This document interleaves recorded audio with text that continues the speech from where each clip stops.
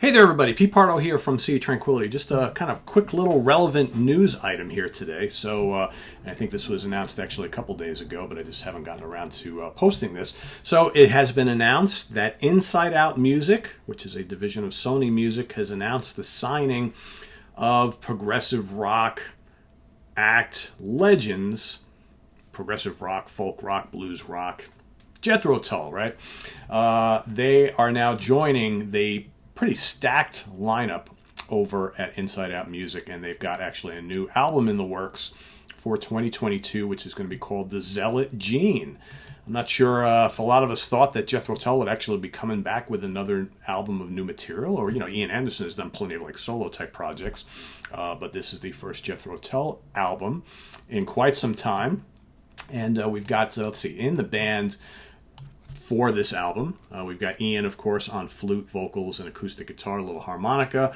Florian Opale, I think that's how he says his name, Opal, on guitar. He's been a mainstay in the Jethro Tull touring act, or Ian Anderson's Jethro Tull, for a number of years, but apparently he is only going to be appearing on the album. He, I guess, has moved on to other projects. So we've got Joe Parrish James, who's going to be on guitar going forward. Got Scott Hammond on drums, John O'Hara on piano, keyboards, and accordion, and David Goodyear on bass guitar.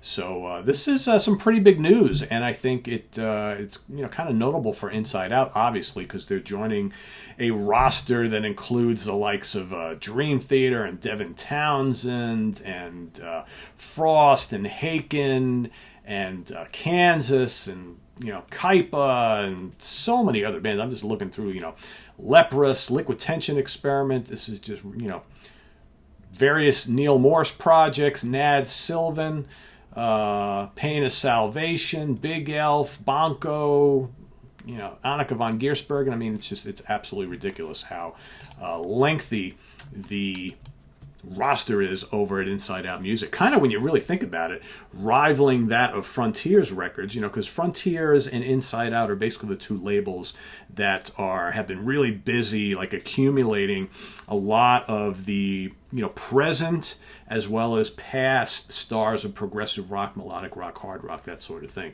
So you're seeing a lot of really cool bands, big bands from yesterday and some of the more notable bands of today on either one of those labels, especially in progressive rock, progressive metal, and AOR, melodic rock, hard rock, that sort of thing. So they're pretty cool when you really think about it. It's good that you can, there are two labels that kind of house a lot of stuff. It's kind of like on the metal side. You got, Metal Blade and Nuclear Blast and Napalm, who have kind of like, the monopoly on most of the bands, right? Well, here it's kind of the same way on the kind of proggish side of things.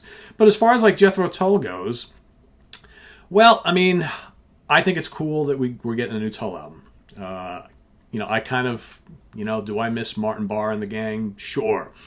But that, Martin and Ian parted ways a long time ago, and I think I'm over it now. It's like, all right, we have all the great albums from the past that we can still love with those two guys together, and the rest of the Tull guys, from the past, the various lineups. But I'm interested to hear and see what they're going to come up with.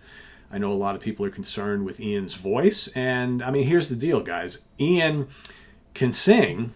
He just can't sing the old shit anymore, right? I mean, that's what it comes down to. That's why when they play live, he has brought on another vocalist to help sing a lot of that old stuff, because Ian his voice of today can't cut the old material.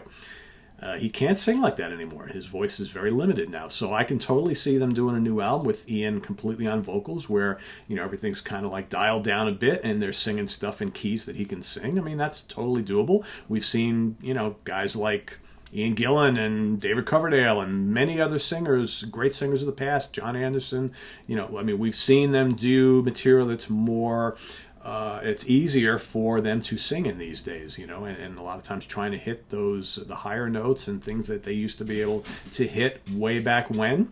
It's not that easy anymore, as these guys are in their late 60s and 70s. So I think a new Jethro Tull album will be just fine. Ian's going to adapt. He's going to sing.